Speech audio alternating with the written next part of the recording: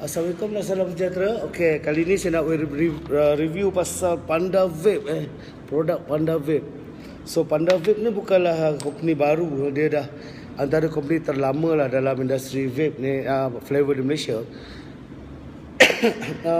Dah stabilize lah, start daripada 2012 kalau tak silap saya lah. So memang cepat, jarang disebabkan dia permintaan tinggi. So cepat habis stok. Kedai saya pun masuk 2 hari habis. So insyaAllah hari ni masuk lagi. So yang tinggal tu je 3-4 botol. So dia pelbagai produk, bukan sekadar dia ada Captain America 6mg, 9mg, 12mg yang tekak jenis lori tangki tu boleh pakai 12mg. Saya 6mg, 9mg.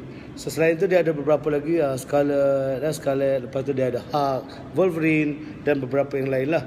So kepada otai-otai, rasanya mereka memang dah tahulah rasa daripada bagaimana hebatnya Panda Vape punya flavor. Benda ni ibarat dia legend. Setiap Vaporian mesti try sekali, at least sekali. Tapi cuma masalah dia try sekali tak boleh berhenti. Itu masalah benda ni. Dia lain daripada yang lain. Dia ada satu quality khas dia, rasa khas dia.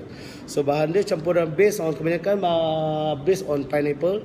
Memang sedap sebab 99% leher dia suka kepada pineapple. So boleh dapatkan di kedai kami di Bandar Tun Hussein On. Saya suka Bandar Tun Hussein On, Lake Valley, sebelah Pizza Hut. Saya suka guna tank Heracles original. So dengan RBS Atlantis, rasanya akan lebih tajam, bukan tajam sakit, tajam sedap. Asap dia lebih sedap. Sebab untuk flavor mahal macam ni, flavor quality US macam ni, kita tak boleh bazir dengan coil besar-besar apa semua hingga asap je banyak, rasa hilang. Kita mesti coil dia untuk pastikan rasa dia kekal. Biasanya saya akan buat untuk Heracles 7 lilit diameter screwdriver biru, 7 lilit kantal 24. Cubalah tu resepi tu dan naikkan sikit, tinggikan sikit dia ke atas. So rasa dia kapas jangan sempit. Macam biasa saya ingatkan sekali lagi, kapas jangan sempit lah, kalau tak cepat angus. So tembaklah 25 watt, 20 watt memang sedap lah. Jadi jangan lupa try, dapatkan di kedai kami di Lake Valley, Bandar Tun Hussein On. Nama kedai Abang Long Vape, sebelah Fatimah Restaurant. Terdapat juga di banyak tempat-tempat lain, di kedai-kedai lain juga. So boleh dapatkan ni. Cubalah. Mulakan dengan 6mg ke 9mg dan 12mg. Yummy. So itu saja. Terima kasih. Bolehlah datang ke kedai kami bila-bila masa, insya-Allah. Terima kasih. Jangan lupa, di kedai kami kita ada cabutan bertuah botol. Setiap beli flavor tulis nama dan macam ni. Macam ni, tulis nama dan nombor phone, masukkan dalam botol tu.